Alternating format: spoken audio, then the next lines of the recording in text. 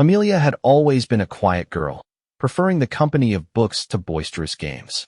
Her best friend, Jasper, on the other hand, was an explosion of energy, constantly urging her to join his adventures. One sunny afternoon, Jasper bounded into Amelia's garden, a mischievous glint in his eye. "Come on, Amelia," he exclaimed. "Let's explore the old Millwood forest. I heard there's a hidden waterfall." Amelia hesitated, but Jasper's enthusiasm was infectious. She grabbed her worn backpack, and together, they set off, their laughter echoing through the trees. The Peking University recommendation spot that the real young master didn't want, I picked up a bargain. He was obsessed with love, eloped with a bad student, and dropped out of school, shattering his top-tier life.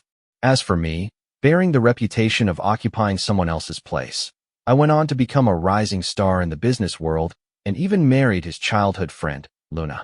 The peak of my life, an accident happened, and when I opened my eyes again, I found myself back on the day of high school graduation, filling out my college application. In front of me, rows of colorful bullet comments appeared. "Fake young master, Silas, is a thief who stole the true young master, Kaido's life." In the previous life, it seems like the real young master was really love-stricken, eloping with a rebellious problem girl to drop out and start a business. He even gave his childhood fiancée to someone else. So stupid and tragic. Luckily, there's a chance to try again. This time, the real young master has awakened. I want to see how the fake young master who stole someone else's life will fail this time. I quietly watched the bullet comments, curling my lips into a smile. Sorry, the road I walk is one that I carved for myself.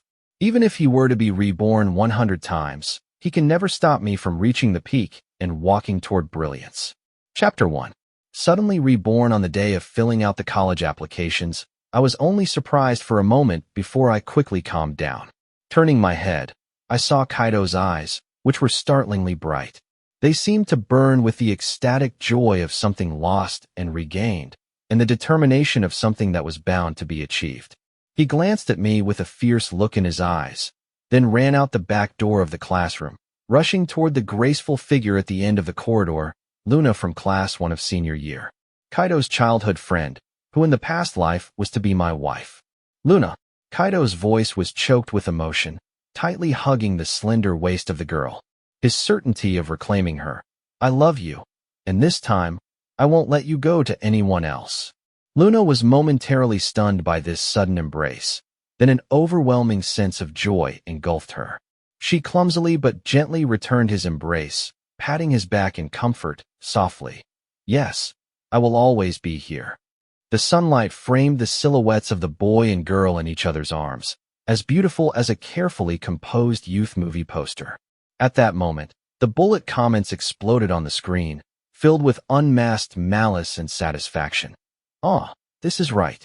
The real young master should be with his self-reliant, deeply devoted childhood sweetheart.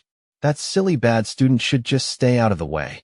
Silas is nothing but a vile thief, stealing someone else's Peking University spot, stealing someone else's young master identity, and stealing someone else's woman. What a disgusting person. The real young master has finally woken up, and now he's definitely going down the road of a true male lead. As for the fake young master, Silas, without his Peking University spot, let's see how he'll succeed in the future." Seeing these self-righteous bullet comments, I smiled. Everything I experienced in my past life replayed in my mind with perfect clarity. After Kaido was brought back to the Chin family, he grew disgusted with the rules of the wealthy family, yearning for so-called freedom and true love. He became infatuated with that rebellious problem girl, Bella.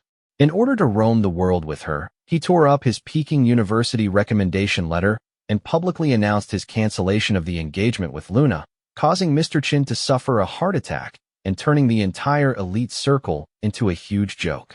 And I, the fake young master who lost everything when the real young master returned, the one now walking on thin ice, silently picked up the Peking University ticket he discarded like a broken shoe, and also picked up the engagement that he had despised. 10 years, I carefully stepped into the university gates, and then fought my way through to carve out a path in the Chun group, establishing my foothold.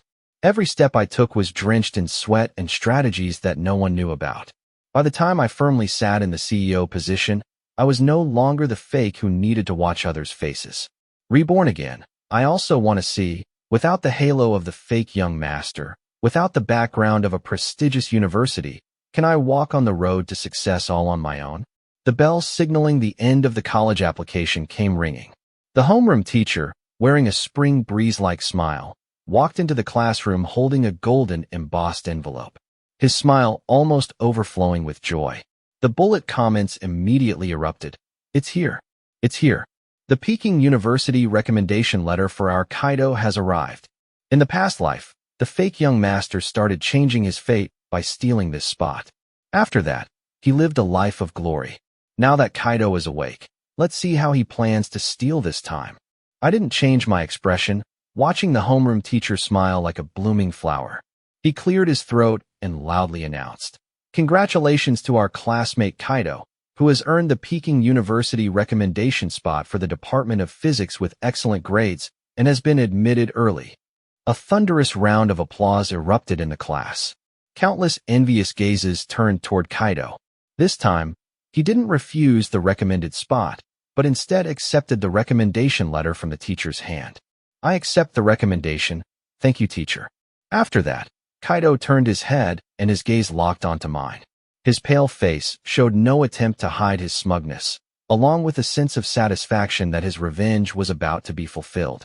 He leaned toward me, whispering in my ear, "Did you think I would refuse this recommendation? I guess you're really disappointed." The bullet comments rolled past immediately. Ha ha ha. I'm ready to watch the fake young master look like a lost soul. He must be furious now. Ah, it's perfect. The spot is back where it belongs. The fake young master's dream is shattered. Kaido did it perfectly. Next, he'll ditch that trash problem girl and go to the same university as the female lead, taking back everything that belongs to him. This is the real young master script. I didn't say anything. Kaido took a deep breath, as though he was about to exhale all the pent-up frustration from his rebirth. "Silas, I'm really sorry. This recommendation was always meant to be mine. The feeling of things returning to their rightful owner is really great.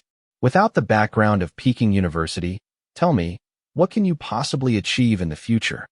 He stared at my eyes, trying to find signs of collapse, despair, or even a hint of anger, but there was nothing. His face froze, clearly dissatisfied. But I really didn't care. The college entrance exam is important. Getting into a university is indeed a key step for success in life. But more importantly, it's about the right choices at every stage. I walked past him and calmly submitted my application. A key financial university within the province, majoring in finance. My score was just enough to enter the elite class. With my 10 years of experience in the business world from my previous life, the alumni network, location, and practical experience offered by this school are far more suited to my current starting point than the halo of a distant prestigious school. As soon as the bullet comments saw my application form, they exploded. Huh, the thief has no chance. Now that he lost Kaido's Peking University spot, so he's going to a crappy school. A key financial university within the province? Never heard of it. He'll probably just end up as a small accountant after graduation. Turns out he can't handle what he stole. Without the help of the Chin family, and without the brand of a top university, let's see how he flounders in life. I tugged at the corner of my mouth, not even bothered to refute. The students from the so-called crappy university, in my previous life, built one of China's most cutting-edge AI robotics companies and led the industry for decades. I packed my bag and prepared to leave when the back door of the classroom suddenly slammed open.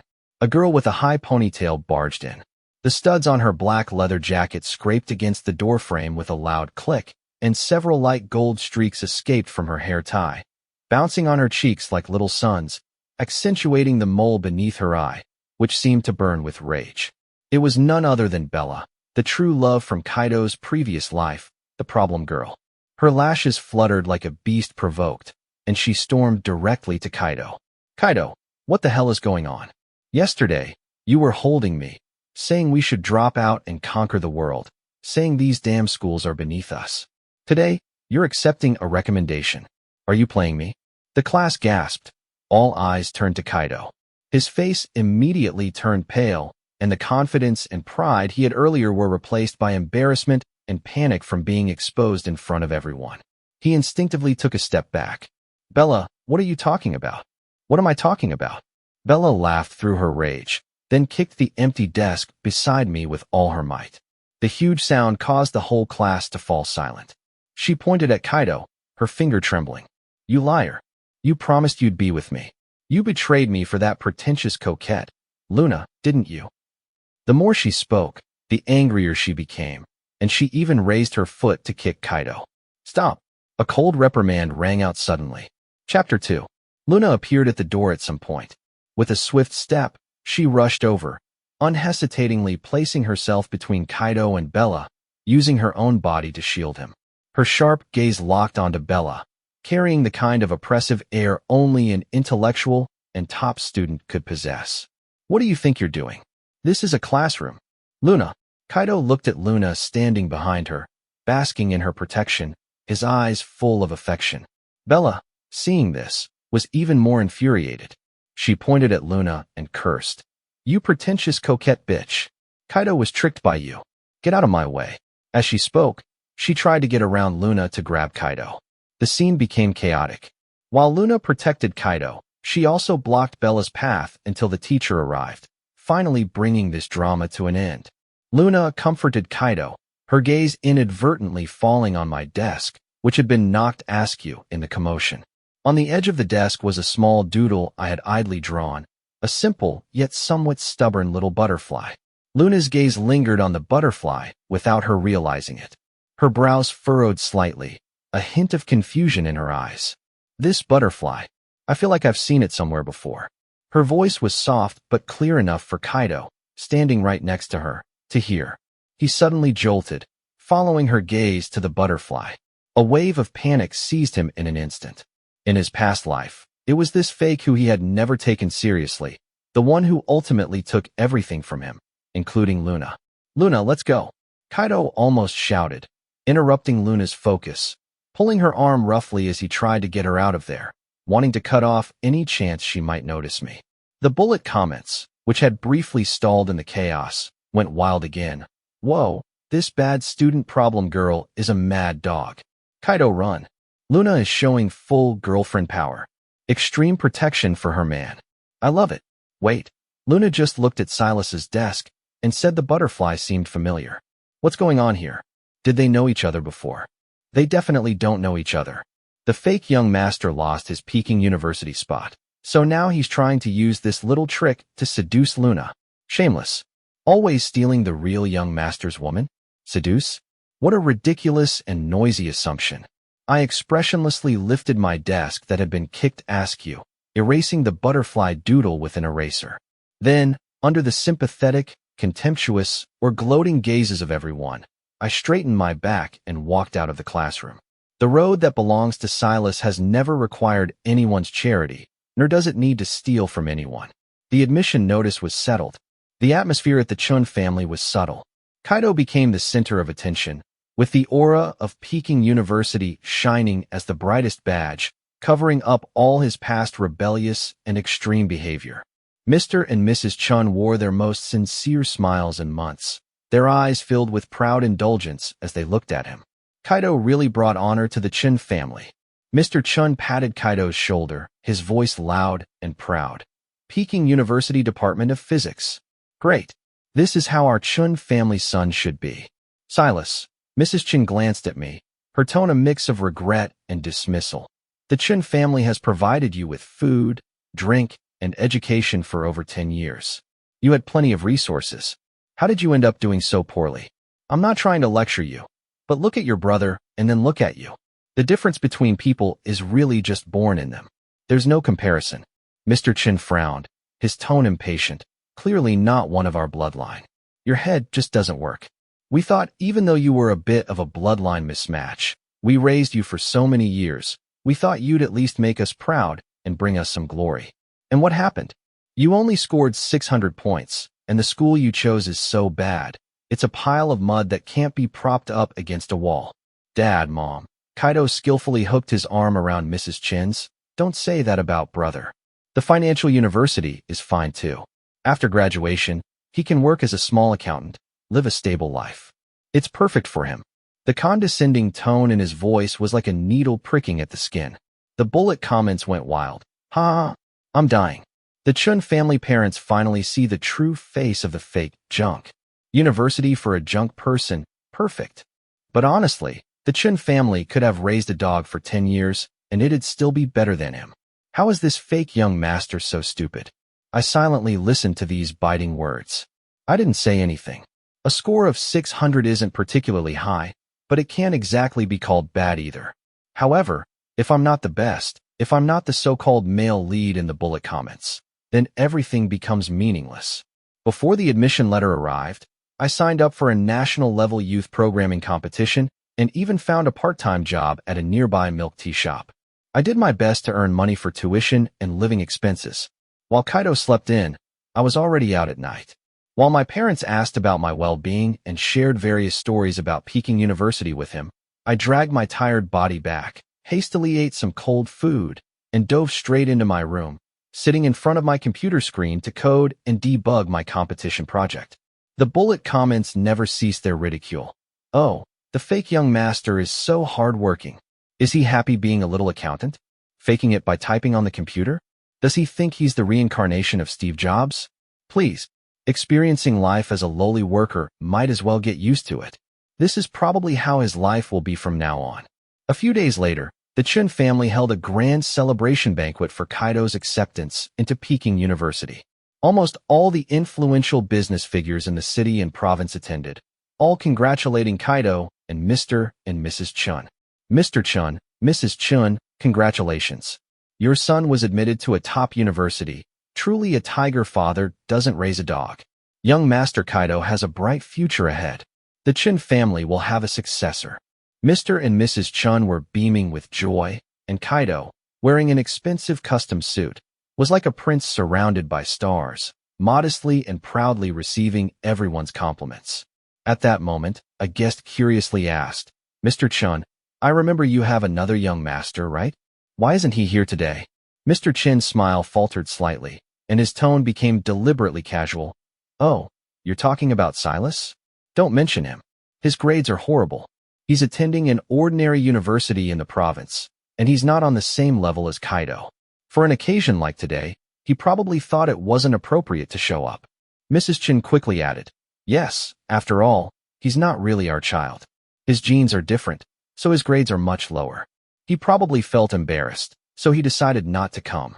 Just as Mr. and Mrs. Chun were busy explaining and Kaido was basking in compliments, the atmosphere of the banquet grew warm again.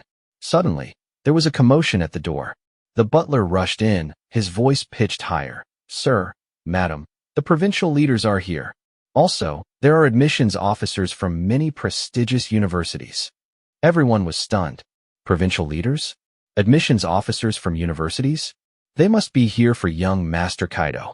There are so many recommended students, but only young Master Chun can attract such big shots. Truly impressive. Mr. and Mrs. Chun were both shocked and overjoyed, quickly adjusting their clothes. Kaido straightened his back, a smile blooming on his face as he prepared to welcome this unprecedented honor that was his. A group of individuals in jackets quickly entered the hall, with an important provincial leader at the forefront. Behind them were several others, elegant in manner, each wearing the badge of a different prestigious university. Representatives from almost all the top universities in the country were here. Mr. Chin's voice trembled with excitement as he quickly went to greet them, extending his hands. Director Martin, Secretary Leo, distinguished leaders, honored teachers, your visit is an immense honor for us. Director Martin from the Education Bureau grabbed Mr. Chin's hand with a firm shake, his voice loud and filled with excitement. Mr. Chin, congratulations. Congratulations to you. You've raised such an outstanding son, truly a top-tier talent for the country. Mr. Chun was a bit stunned, instinctively glancing toward Kaido. Director Martin, you flatter me. My son Kaido's acceptance into this university is indeed remarkable, but he hasn't. Kaido. Director Martin froze for a moment, his tone noticeably distant. Oh, your son, right? I heard he got into Peking University's Department of Physics. Not bad indeed. He casually nodded and began to eagerly scan the crowd, as if looking for some hidden treasure. The crowd was puzzled, but it was clear to everyone. the big shot wasn't here for Kaido. Kaido, who had been smiling and eager to introduce himself to the leaders, was now completely stunned. His face turned pale. At that moment, Director Martin's gaze suddenly locked onto the corner. His eyes lit up as he spotted me, dressed plainly, just getting off work from the milk tea shop, still in my work clothes, having no time to change. His eyes suddenly gleamed, and his face quickly filled with a warm and enthusiastic smile. He pushed through the crowd and strode toward me. Finally found you, Silas. Chapter 3. Director Martin's voice was full of praise and excitement. Congratulations. Congratulations to you. You won first place with a huge margin in the recently concluded Flame Cup National Youth Programming Competition. Your Smart City Dynamic Traffic Optimization Monitoring System project was unanimously recognized by the judges as one of the most innovative and practical works in recent years. You've unearthed a top talent for the country in the field of artificial intelligence applications. The entire banquet hall fell into a deathly silence. Everyone was dumbfounded, staring in disbelief at this scene. Director Martin tightly gripped my hand and turned to Mr. and Mrs. Chun, who were still frozen in shock, and to Kaido, whose face was as white as paper, loudly announcing, "Mr. Chun, Mrs. Chun, your family is truly fortunate. With this national-level first-place honor, Silas has won the favor of all the top universities in the country. Admissions officers from the leading schools are here today." He pointed to the professors behind him, all eagerly watching me. They all brought extraordinary admission offers. "Silas, you can choose any university you want today. Pick any major you like. Scholarships, lab resources, everything is open to you." He paused, scanning the shocked guests around him, his voice resonating powerfully. "This is a true genius. This is the future pillar our country urgently needs. Silas, you've truly brought great honor to your parents and to our province."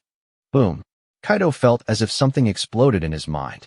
The banquet carefully prepared for him, the prestigious aura of Peking University that he took pride in, the supreme glory he had just enjoyed at this moment was completely shattered by this fake in front of him. Someone he had never taken seriously, the so-called waste who only deserved to serve milk tea. An honor he didn't even know existed, one that was so weighty it could crush everything. The rebirth script he had meticulously designed, the one he thought was a sure win, collapsed entirely in this instant. He stared at me with eyes full of hatred and disbelief. His hero aura, the one that belonged to him, was so fragile in the face of true ability and accomplishment. It was utterly powerless. The bullet comments, after a brief moment of disbelief, went wild. What the hell? What just happened? National-level programming competition? First place? Choose any top university. Wait, Silas, isn't he the fake young master? Wasn't he from a trashy university? This plot twist, I can't handle it. Director Martin completely ignored the real young master. His eyes only on the fake young master. Du Chen's parents feel embarrassed? Just after saying that their kid is a pile of mud that can't be propped up against a wall, the provincial leader personally comes to reverse the situation. Under the incredulous gazes of the crowd, I slowly lifted my head, my gaze calmly sweeping over everyone in the room. I gently withdrew my hand from Director Martin's firm grip, and in the breathless silence of the crowd, I took a step forward, standing under the spotlight. "Thank you, Director Martin, and all the professors for your kindness." My voice was clear and steady, with no excitement, no bragging, just a calm detachment, as if everything had already been decided. It's an honor to receive this award. As for my choice of university, my gaze intentionally or unintentionally swept over Kaido's face, which had completely drained of color. A faint smile curled at the corner of my mouth. I will give it serious thought. After all, my voice was not loud, but it echoed clearly through the silent banquet hall. My road, Silas's road, has never needed to rely on picking up what belongs to others. The last few words hit like a hammer, striking Kaido's heart and shattering the last bit of pride he was desperately clinging to. Chapter 4. The Chun family's carefully planned celebration banquet ended abruptly in a way no one had anticipated. In the end, I didn't choose any of the top universities that had offered me special admissions. I politely declined Director Martin and the professor's eager invitations and calmly signed my name on the admission letter from the Finance University, majoring in finance. The university's top-tier program, coupled with solid regional connections, was more than enough for me to make my mark. The aura of prestigious schools was certainly dazzling, but I knew better what kind of soil I needed to grow the fastest and become a towering tree. While waiting for the semester to begin, I continued working at the milk tea shop. The bullet comments were still relentless. TSK, TSK, TSK. What's the use of winning a national award? He's still serving tea at a milk tea shop. Don't act so high and mighty if you don't go to a good school.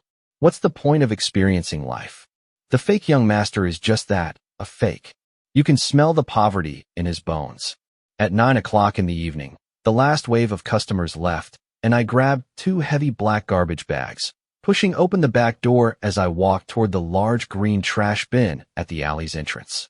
Just as I was about to throw the bags in, I suddenly heard the sounds of an argument coming from deep in the alley. Get away. Bella, how could you drug me? You're shameless. Let me go. It was Kaido. My heart skipped a beat. I quietly moved closer, hiding behind the shadow of the trash bin. I saw Bella's long fingers press down hard on Kaido's lips while the other hand slid down the folds of his school uniform, heading toward his waist. What's the act, Kaido? You think you're so great, top student? You look down on me now, huh? Bella's voice was thick with alcohol. I fought for you, skipped class for you, and you turn around and hug Luna's legs like that. What do you think I am, a doormat? She suddenly leaned in close to Kaido's ear and whispered maliciously, if I don't get an explanation tonight, I'll make sure you learn the consequences of messing with me. Kaido's eyes were full of hopeless fear. Called the police, but it was too late. In a split second, I quickly pressed the siren sound file on my phone and cranked up the volume to the max. Bella froze instantly. She looked around frantically, like a startled bird. I used every bit of my strength, lowering my voice to a roar. Police! Don't move. Bella cursed under her breath, FCK, and turned to run, stumbling away. I turned off the siren on my phone silently. I walked over to him, squatted down, and helped him put his clothes back on. Kaido shuddered, lifting his head. Silas, don't think that I'll be grateful to you for this. What happened tonight? Don't you dare tell Mom and Dad, and don't tell Luna. His voice rose sharply, filled with threat. Do you hear me? If you do, I'll make sure you regret it. With that, he roughly pushed me aside, and with his weak body propped up, left in a wild and desperate manner. The next evening, after the milk tea shop's peak hour, 2 police officers appeared at the door. Their gaze eventually settled on me. The leading officer pulled out his credentials. Silas. I calmly replied, that's me. We received a report. The officer's voice was clear. You're suspected of being involved in a hired assault case. Please come with us to the station to assist in the investigation. At that moment, 2 people walked in. Luna had a look of disbelief and disappointment on her face, and tightly clutching his arm was none other than Kaido. Officer. Kaido's voice cracked with sobs. It was him. He was the one who instructed Bella to hurt me yesterday. It happened in that alley behind there. Chapter 5. Luna's voice was suppressed with anger. Silas, I really didn't expect you to be this kind of person. I didn't. My voice was unusually calm. Didn't. Kaido seemed provoked. Are you telling me you don't know Bella? Are you really going to say you didn't instigate her behind my back? Just then, the police brought in a handcuffed person, Bella. Her eyes fell on Kaido's tear-streaked face. As if she had made a decision, she suddenly raised her hand and pointed at me. Officer, it's him. It's Silas. He gave me 5,000 yuan and told me to teach Kaido a lesson. He said all we needed to do was scare him a little, make him look bad. I was confused. It was all him. He told me what to do. Mr. and Mrs. Chun, I didn't know when they had arrived, but their faces were filled with disappointment, as if they were meeting the son they had raised for over 10 years for the first time. Silas. Kaido leaned slightly toward me, speaking just loud enough for only the 2 of us to hear. Silas, it's over for you. I really want to know what the outstanding youth praised by the provincial leaders is going to look like when he's in prison. I didn't panic. I didn't defend myself. I simply raised my hand and pointed toward the surveillance cameras in the alley. Officer, the truth is there. The smugness on Kaido's face froze instantly. He followed the direction of my finger, and when he saw the small black half-sphere, his face immediately turned pale. Bella, seeing the surveillance camera, blurted out, No way. When did that? Her words stopped abruptly as she realized what she had just said. She quickly covered her mouth in fear. The high-definition footage from the camera clearly appeared before everyone's eyes. The footage showed two figures, Kaido and Bella. What the hell is going on? Are you playing with me? You said we'd leave together. At that moment, Kaido lunged forward, almost pressing up against Bella. He lifted his face, using a deliberately soft voice as he said, "Bella, don't be mad." Then, Kaido took the initiative to wrap his arms around Bella's neck and kissed her. A few seconds later, Kaido released her, his fingers caressing Bella's face in a suggestive manner. His voice was lowered but still clear enough to be picked up by the microphone. "Destroy Silas for me. As long as you ruin him tonight, I'll go with you." "No." Kaido, in a frenzy, lunged at the computer screen, trying to block the footage. "It's fake. It's all fake. Silas forged it. He framed me. Luna, help me. This is all Silas is doing. Why would I joke about my own innocence?" He desperately grabbed Luna's hand, clinging to her like it was his last lifeline. Luna stood there, her expression shifting from shock to disbelief, then to a deep sense of being utterly deceived and manipulated. Without hesitation, she ruthlessly pried his fingers off her hand one by one. "Don't touch me." Her voice carried a chilling coldness. Mr. and Mrs. Chun were completely petrified, their faces drained of color, their lips trembled, but not a single word came out. The lead officer's face turned ashen, and he barked, "Kaido, Bella, you two are under arrest for false accusation, framing, and disturbing judicial order. Come with us to the station immediately." Chapter 6. The bullet comments had descended into absolute chaos. "I'm about to lose my mind." The real young master staged it all, and even initiated the kiss. Battlefield gone wrong. Using the rebellious problem girl as a pawn to frame the fake young master? This move is too devious. Has Kaido lost his mind? The fake young master is amazing. He's a total chess master. How did we never realize he was a top-level hacker? Truly hidden talent. Luna didn't leave immediately. She looked at me, her eyes filled with complexity. "Silas."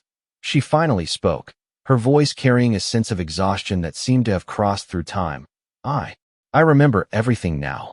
Her gaze pierced through me as if she was seeing someone else from a different time and space. "I'm sorry. I was blind and deaf in this life. Give me a chance to let me." "Luna," I calmly interrupted her. "Let the past stay in the past.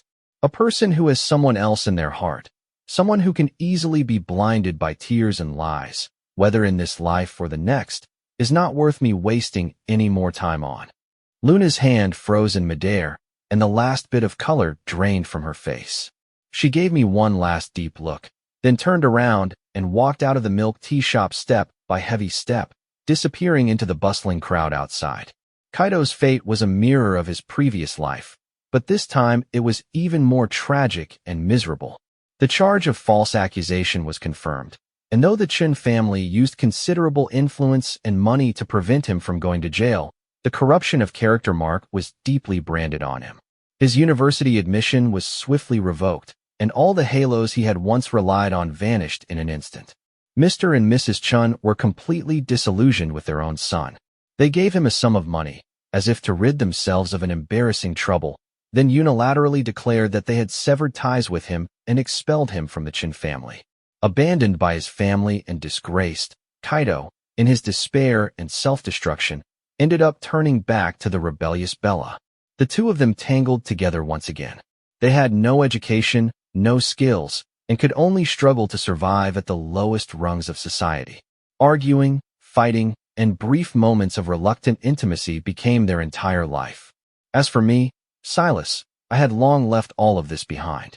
The 4 years at Finance University were my time to accumulate strength and begin to shine. Solid professional knowledge along with the sharp business instincts and far-reaching vision I developed in my previous life made me stand out on campus. I turned down all the empty positions in the student union and dived straight into the financial market. Using a limited amount of seed money, I skillfully navigated the stock market's tumultuous waves, achieving a jaw-dropping accumulation of wealth. At the same time, I built my own team, leveraging Finance University's powerful alumni network and local resources. I managed to bring the Smart City Dynamic Traffic Optimization Monitoring System project, the one that only truly took off in my previous life, into development and incubation several years ahead of schedule. On the day of my graduation, I didn't wear a graduation gown. Instead, I stood on the stage of the city's highest-profile financial technology summit, under the spotlight, facing countless business magnates, investment giants, and the media. During a media interview, I was asked what the secret to my success was. I smiled slightly. There's no secret. It's simply that I used the time others spent complaining, clinging to others, or wallowing in the past to walk my own path. A path is long enough, firm enough, and eventually you'll walk into the light. After the interview, I politely declined the subsequent invitation to the party and walked alone toward a quiet lounge at the end of the long corridor.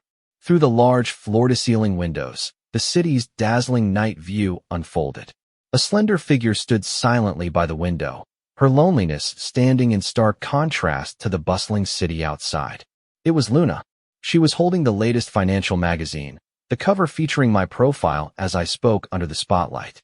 She turned, looking at me, her gaze filled with complexity, amazement, regret, and an inescapable sense of loss, which eventually settled into a barely audible sigh. "Silas," she spoke, her voice bitter. I calmly brushed past her, not stopping, not even glancing her way. The sound of my polished shoes echoed crisply on the smooth marble floor, growing fainter and fainter.